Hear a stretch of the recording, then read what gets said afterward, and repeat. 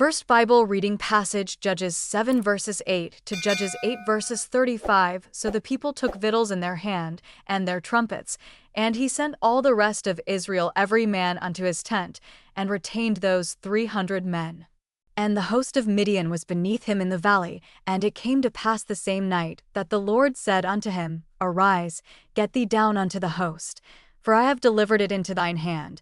But if thou fear to go down, go thou with Phurah thy servant down to the host, and thou shalt hear what they say, and afterward shall thine hands be strengthened to go down unto the host. Then went he down with Phurah his servant unto the outside of the armed men that were in the host, and the Midianites and the Amalekites and all the children of the east lay along in the valley like grasshoppers for multitude, and their camels were without number, as the sand by the seaside for multitude. And when Gideon was come, behold, there was a man that told a dream unto his fellow, and said, Behold, I dreamed a dream, and, lo, a cake of barley bread tumbled into the host of Midian, and came unto a tent, and smote it that it fell, and overturned it that the tent lay along. And his fellow answered and said, This is nothing else save the sword of Gideon the son of Joash, a man of Israel, for into his hand hath God delivered Midian, and all the host. And it was so, when Gideon heard the telling of the dream, and the interpretation thereof, that he worshipped, and returned into the host of Israel, and said, Arise, for the Lord hath delivered into your hand the host of Midian. And he divided the 300 men into 3 companies, and he put a trumpet in every man's hand, with empty pitchers and lamps within the pitchers. And he said unto them, Look on me, and do likewise. And, behold, when I come to the outside of the camp, it shall be that, as I do, so shall ye do. When I blow with the trumpet, I and all that are with me, then blow ye the trumpets also on every side of all the camp, and say, The sword of the Lord, and of Gideon. So Gideon, and the 100 men that were with him, came unto the outside of the camp in the beginning of the middle watch, and they had but newly set the watch, and they blew the trumpets and brake the pitchers that were in their hands, and the 3 companies blew the trumpets and brake the pitchers, and held the lamps in their left hands, and the trumpets in their right hands to blow withal. And they cried, The sword of the Lord, and of Gideon. And they stood every man in his place round about the camp, and all the host ran, and cried, and fled. And the 300 blew the trumpets, and the Lord set every man's sword against his fellow, even throughout all the host. And the host fled to Bethshittah in Zererath, and to the border of Abel-Meholah, unto Tabbath. And the men of Israel gathered themselves together out of Naphtali, and out of Asher, and out of all Manasseh, and pursued after the Midianites. And Gideon sent messengers throughout all Mount Ephraim, saying, Come down against the Midianites, and take before them the waters unto Beth-barah and Jordan. Then all the men of Ephraim gathered themselves together, and took the waters unto Beth-barah and Jordan. And they took 2 princes of the Midianites, Oreb and Zeb, and they slew Oreb upon the rock Oreb, and Zeb they slew at the winepress of Zeb. And pursued Midian, and brought the heads of Oreb and Zeb to Gideon on the other side Jordan. And the men of Ephraim said unto him, Why hast thou served us thus, that thou calledst us not, when thou wentest to fight with the Midianites? And they did chide with him sharply, and he said unto them, What have I done now in comparison of you? Is not the gleaning of the grapes of Ephraim better than the vintage of Abiezer?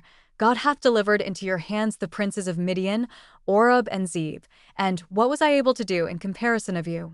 Then their anger was abated toward him when he had said that, and Gideon came to Jordan and passed over, he and the 300 men that were with him, faint, yet pursuing them. And he said unto the men of Succoth, Give, I pray you, loaves of bread unto the people that follow me, for they be faint, and I am pursuing after Zebah and Zalmunna, kings of Midian.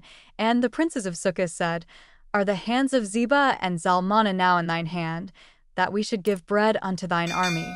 And Gideon said, Therefore when the Lord hath delivered Zebah and Zalmunna into mine hand, then I will tear your flesh with the thorns of the wilderness and with briars. And he went up thence to Peniel, and spake unto them likewise.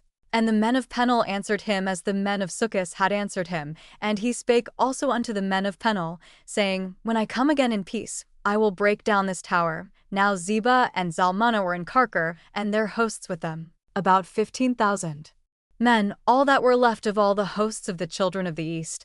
For there fell 120,000 men that drew sword, and Gideon went up by the way of them that dwelt in tents on the east of Nobah and Jogbehah, and smote the host. For the host was secure, and when Zebah and Zalmunna fled, he pursued after them, and took the 2 kings of Midian, Zebah and Zalmunna, and discomfited all the host. And Gideon the son of Joash returned from battle before the sun was up, and caught a young man of the men of Succos, and inquired of him, and he described unto him the princes of Succos, and the elders thereof, even 70 men. And he came unto the men of Succos, and said, Behold Zebah and Zalmunna, with whom ye did upbraid me, saying, Are the hands of Zebah and Zalmunna now in thine hand, that we should give bread unto thy men that are weary? And he took the elders of the city, and thorns of the wilderness and briars, and with them he taught the men of Succos, and he beat down the tower of Peniel, and slew the men of the city. Then said he unto Zebah and Zalmunna, What manner of men were they whom ye slew at Tabor? And they answered, As thou art, so were they. Each one resembled the children of a king. And he said, They were my brethren, even the sons of my mother. As the Lord liveth, if ye had saved them alive, I would not slay you. And he said unto Jether his firstborn, Up, and slay them. But the youth drew not his sword, for he feared, because he was yet a youth. Then Zebah and Zalmunna said, Rise thou, and fall upon us, for as the man is, so is his strength. And Gideon arose, and slew Zebah and Zalmunna, and took away the ornaments that were on their camels' necks.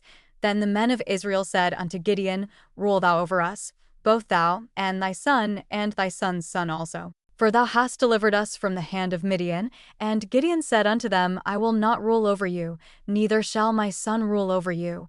The Lord shall rule over you. And Gideon said unto them, I would desire a request of you, that you would give me every man the earrings of his prey.